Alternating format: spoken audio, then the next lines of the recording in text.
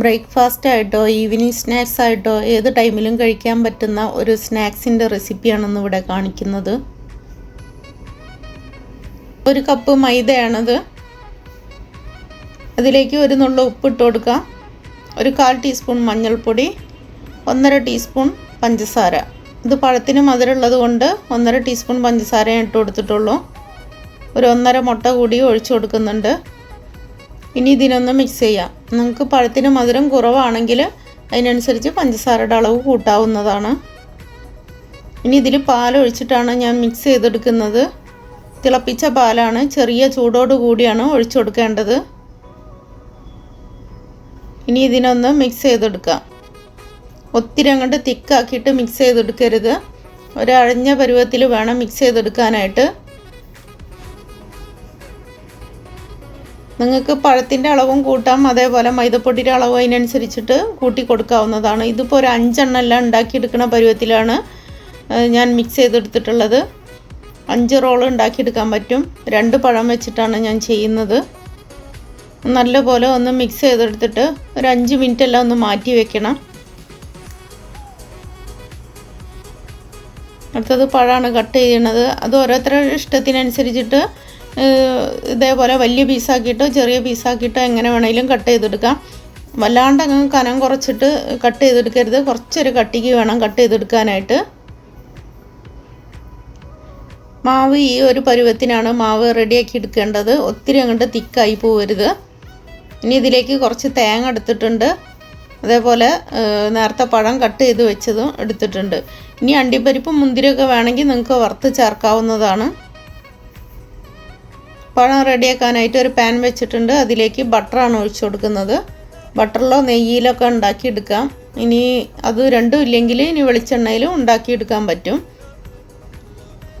ഇനി ഓരോ പഴം നിരത്തി വെച്ച് കൊടുക്കാം. ഇച്ചിരി കട്ടിക്ക് തന്നെ പഴം മുറിച്ചെടുക്കണം. എങ്കിലേ ഇതേപോലെ ഫ്രൈ ചെയ്തെടുക്കുമ്പോൾ റെഡിയായി കിട്ടുള്ളൂ. അല്ലെങ്കിൽ പെട്ടെന്ന് മുറിഞ്ഞു പോകും. ഇതിൻ്റെ മുകളിലെല്ലാം കുറച്ച് ബട്ടർ തടവി കൊടുക്കുന്നുണ്ട്. ഇനി തിരിച്ചും മറിച്ച് ഇട്ടെടുത്തിട്ട് ഒന്ന് ഫ്രൈ ചെയ്തെടുക്കാം.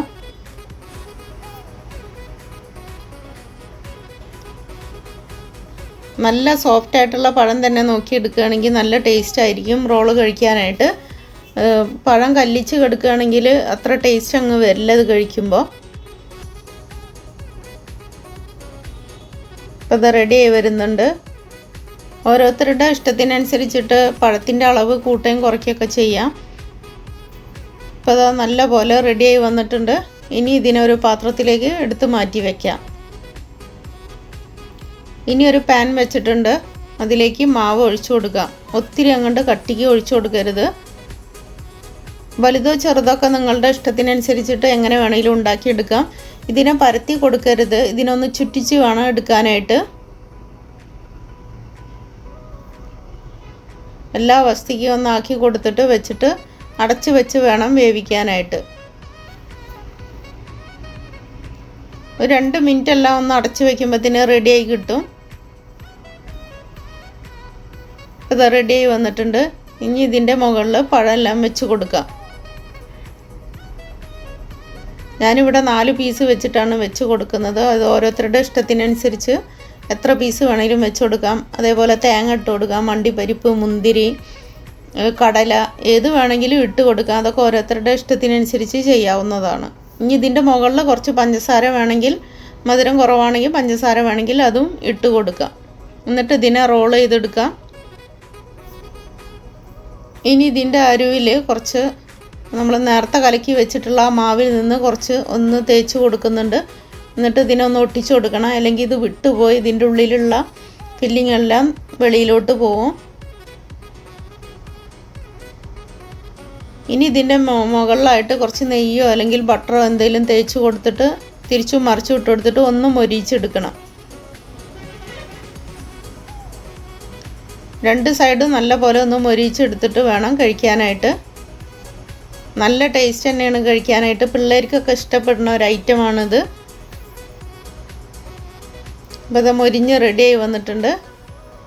ഇനി ഇതിനെ എടുത്ത് പാത്രത്തിലേക്ക് വെക്കാം. ചൂടോടെ കഴിക്കാൻ നല്ല ടേസ്റ്റാണിത്. വളരെ പെട്ടെന്ന് തന്നെ ഉണ്ടാക്കിയെടുക്കാനും പറ്റും. പഴം ഇതൊക്കെ എപ്പോഴും നമ്മളെ വീട്ടിലുള്ള സാധനങ്ങൾ തന്നെയല്ല. അത് വെച്ചിട്ട് വളരെ പെട്ടെന്ന് ഉണ്ടാക്കിയെടുക്കാൻ പറ്റുന്ന ഒരു സ്നാക്സാണിത്. എല്ലാവരും ഒന്ന് മസ്റ്റ് ട്രൈ ചെയ്ത് നോക്കണം.